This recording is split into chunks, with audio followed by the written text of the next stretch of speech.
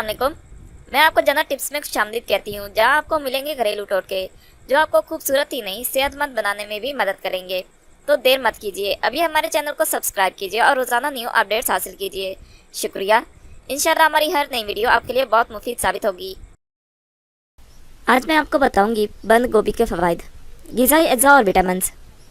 बंद गोभी 100 ग्राम का कीमियाई तजिया ये है: रतूबत 91.9%, प्रोटीन 1.8%, मादनी अज्जा 6%, रेशे 1%, चिकनाई 1%, carbohydrates 4.6%, iron 8 milligram, calcium 39 milligram, vitamin C 124 milligram, phosphorus 44 milligram, जबकि विटामिन बी कॉम्प्लेक्स कलील मिकदार, कैलोरीज 27।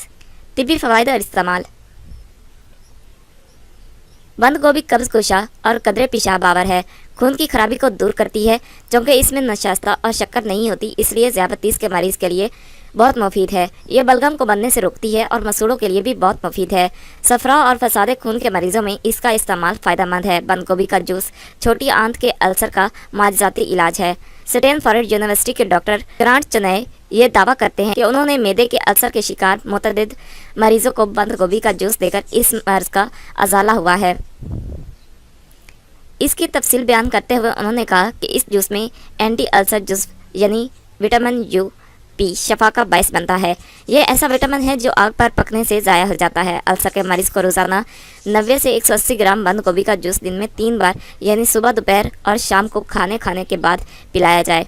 बंद गोभी का इस्तेमाल बड़ी उम्र के लोगों के लिए बहुत मुफीद रहता है, क्योंकि इसमें पाए जाने वाले अज्जा इंसानी जिस्म को इन्हतात से बचाते हैं। इसमें ऐसे अज्जा पाए जाते हैं जो खून की नालियों की दीवारों पर बनने वाले इज्तमाआत की तश्कील को रोक देते हैं। इसके अलावा तिल्ली में पैदा होने वाली पथरी को तहलील करते हैं। इसमें पाई जाने वाली विटामिन सी और खून की नालियों को सेहतमंद बनाती है। बंद गोभी निज़ाम हज़म के अमल के बाद मवाद बनकर मैदे में दाखिल होती है, तो ये ऐसी शक्ल इख्तियार कर लेती है जो आंतों में पहुंचकर जज़ब नहीं होता और आंतों को अजाबत के लिए मुतहरिक कर देता है और किसी किस्म के मनफी असरात पैदा किए बगैर फ़ौरन अपना काम शुरू कर देता है। जब कब्ज़ के लिए इसका इस्तेमाल किया जाए तो इसे काट कर थोड़ा सा नमक और काली मिर्च और चंद कतरे लीमू का रस मिलाकर लेना चाहिए। अगर आपको ये वीडियो अच्छी लगे तो हमारे चैनल को लाइक और शेयर ज़रूर करें और बेल के आइकॉन पर ज़रूर क्लिक करें, ताकि हमारी हर नई आने वाली वीडियो आपको फौरी मिल सके। और साथ ही साथ हमें अपनी कीमती आरा और फीडबैक ज़रूर दें, ताकि हम अपनी हर आने वाली नई वीडियो आपके लिए और बेहतर बना सकें। शुक्रिया।